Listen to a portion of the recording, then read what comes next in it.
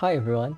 Today we're looking at Game 6 of the 2016 Ōshō title match between challenger Kubo Toshiaki and Ōshō Gōda Masataka.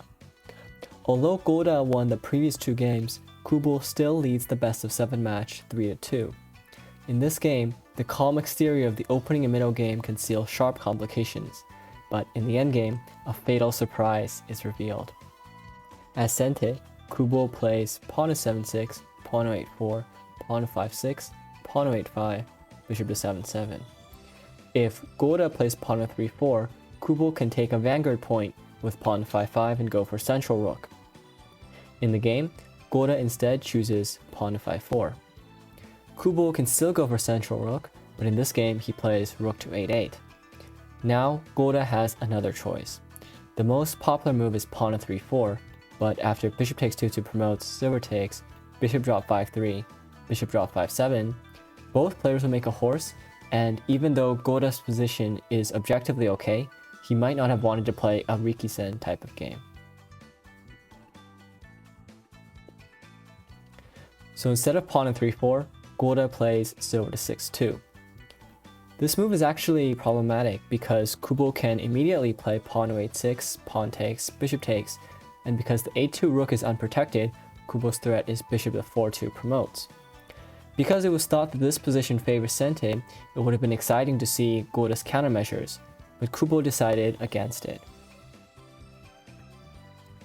In the game, Kubo plays silver to 6-8, choosing a more well-established joseki. Pawn to 3-4, king to 4-8, pawn to 7-4, king to 3-8, king to 4-2, king to 2-8, king to 3-2, silver to 3-8, gold to 5-2, pawn to 1-6, pawn to 1-4, gold to 5-8, silver to 5-3. Kubo castles into Mino, and Gōda makes a formation that is viable against either bishop exchange or regular ranging rook. But after pawn to 4-6, he decides to exchange bishops with bishop takes 7-7 promotes, knight takes. And as in game 2, Gōda can aim for Senichite, while Kubo's goal is to create an attack. The game continues knight to 7-3, pawn to 6-6.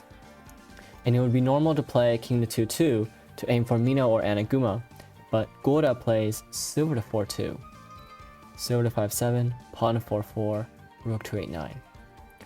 It might seem like Gōda can make a horse with bishop drop 7-8, rook to 8-8, bishop to 6-9 promotes, but after silver to 6-8, the horse will be trapped with gold to 5-1. So Gōda plays rook to 8-1. And here, Kubo can't make a horse with bishop drop 7-2, rook to 8-2, bishop to 6-1 promotes, because he would be trapped in the same way after silver to 6-2. Therefore, Kubo chooses pawn to 3-6. Silver to 4-3, gold to 6-8, gold to 6-2. Both players adjust their formation to defend potential bishop drops. Pawn to 2-6, knight to 3-3, knight to 3-7, pawn to 2-4, silver to 2-7. Kubo is going for silver crown, and Gōda now has a choice. It might have been possible to play king to 4-2, gold to 3-8, gold to 3-2, making use of his thickness in the center to protect his king. For example, after knight to 6-5, knight takes, pawn takes, bishop drops 7-3, Gōda can aim for pawn to 4-5 next, and this would have been another equal game. In the actual game, Gōda plays king to 2-2, gold to 3-8, gold to 3-2. But at this moment, Kubo commits with a move that will guide the flow of the game. Lance to 1-8. Although his castle becomes weaker, Kubo creates the possibility of an edge attack, which is effective against Gōda's formation. It's as if Kubo drops a stone into the still surface of a vast lake. Eventually, the water's ripples will crescendo into an overwhelming tsunami of attacking possibilities. Pawn to 6-4, silver to 4-8, silver to 4-2, silver to 4-7, silver to 3-1. Both players improve the position of their silvers. Gold to 7-8, defending the 8th file to prepare for rook to 1-9. Many of the pro commentators expected Gōda to play king to 2-1, rook to 1-9, silver to 2-2, and it seems like Gōda is barely in time to defend his edge. For example, if pawn to 1-5, pawn takes, lance takes, rook takes, lance drop 1-1, pawn drop 1-4, Gōda 2-3, Gōda's shape is damaged, but his position survives.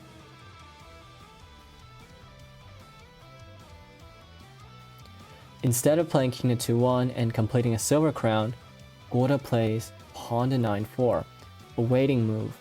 Kubo responds with rook to 1-9, and at this point, Gōda seals his next move. The critical variation is pawn to 8-6, pawn takes, rook takes, pawn to 1-5, pawn takes, lance takes, rook takes, and is a very scary position. One key point is that rook to a9 promotes is not possible because Kubo can play the decisive lance drop 1-9, and Gōda cannot hold the edge. Alternatively, after lance drop 1-1, pawn drop 1-3, Gōda 2-3, lance drop 1-4, Kubo is breaking through. For example, Gōda takes 1-4, rook takes, lance takes 1-3, bishop drop 1-1. If the king escapes, bishop takes 3-3 promotes will win. So king takes, rook takes 1-3 promotes, lance drop 1-2, dragon takes 3-3. And this is winning for Kubo.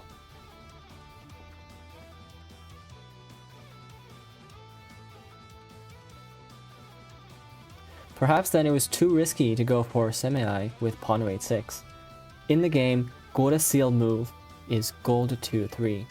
But this breaks his castle shape, and Kubo immediately attacks with rook to 6-9, silver to 3-2, pawn to 6-5. Although their castles appear similar, the difference is huge. Compared to the 3-8 gold, silver on 3-2 is a weakness, and the unprotected 4-2 square will be big in any fight. The game continues, knight takes, pawn takes, rook takes, pawn drop 6-3. Kubo pushes forward with pawn drop 6-4, pawn takes, rook takes, forking the gold and the pawn. Gōda defends with bishop drop 5-3, and if rook takes 7-4, pawn drop 7-3 traps the rook. It might seem tempting to play rook takes 6-2 promotes, bishop takes, gold drop 7-2, winning bishop and gold for a rook, but after rook 2-1, gold takes 6-2, rook drop 6-9, Gōda's rook is strong in attack and defense, and it's unacceptable for Kubo.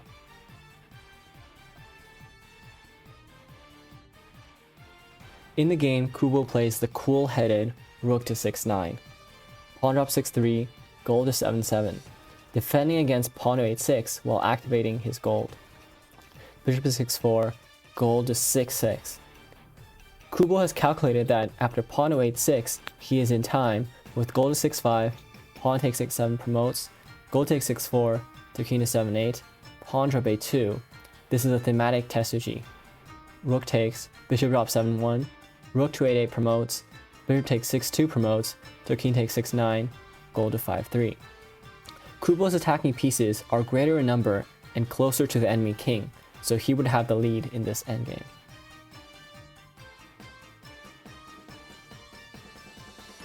In the game, Gōda continues defending with knight draw 5-3, but here comes an exquisite attack, pawn to 5-5, intending rook to 5-9 next.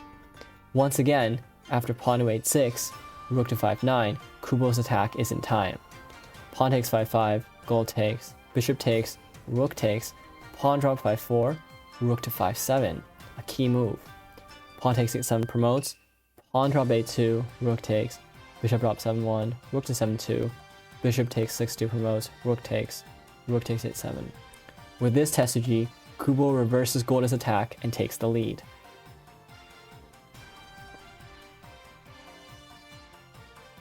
In the game, Gōda dodges the attack with bishop to 7-3, but Kubo pushes forward with pawn to 7-5, pawn takes, pawn drop 7-4, exposing the bishop's head, bishop to 8-4, pawn takes 5-4, silver takes, pawn drop 5-5, silver to 4-3, knight drop 5-4, threatening both the gold and promotion on 4-2. Gōda has to play gold to 5-2. And once again, it's tempting to make a horse with bishop drop 7-2, rook to 8-2, bishop to 6-1 promotes. But Gōda's position is surprisingly resilient, and he can strike back with pawn to 7-6, gold takes, pawn to 4-5, pawn takes, bishop to 5-7 promotes, stepping in with a shobute. Pawn to 7-3 promotes, pawn drop 4-6, silver takes, horse takes, to king takes 8-2, knight takes 4-5. And in this chaotic fight, it wouldn't be surprising if Gōda turns the tables on Kubo.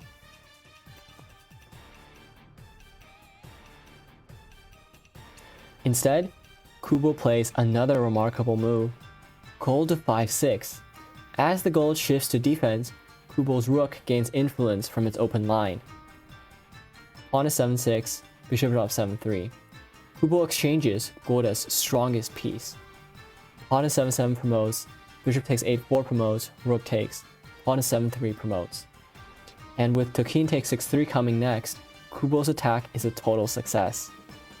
Rook to 6-4, rook takes, pawn takes, to king to 6-3, rook drop 6-9, bishop drop 3-9, gold takes 6-3, knight to 4-2 promotes. And we have reached the endgame. Although material is equal, Kubo has a stronger castle and his attacking pieces are more efficient.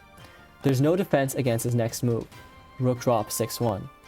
For example, after rook takes 9-9 promotes, rook drop 6-1, lands drop 4-1, promoted knight takes 4-3, lands takes, silver drop 3-1, Gōda's position is hopeless. At this difficult moment, Gōda thinks for just 7 minutes and resigns. The 2016 Ōshō title match arrives at its conclusion. I can't speculate why Gōda chooses this exact moment to resign, but as Shogi fans, I believe we can all appreciate it. Wouldn't we all be tempted to keep going, searching for a chance that may not exist, to prolong the fight, to persist in futility? I can't imagine it, but this moment could only have been excruciatingly painful for Gōda. His resignation demonstrates the dignity of a true professional. In the end, Kubo played a near flawless game to overcome Gōda and win the Ōshō title by 4 games to 2. Like Game 2, he delivered a positional masterclass by accumulating small advantages and building an unstoppable attack. He earned his victory by applying his strengths, overcoming difficult situations, and believing in himself. On that note, I would like to bring this series to a close. As always, I welcome your feedback and your support. Thank you very much.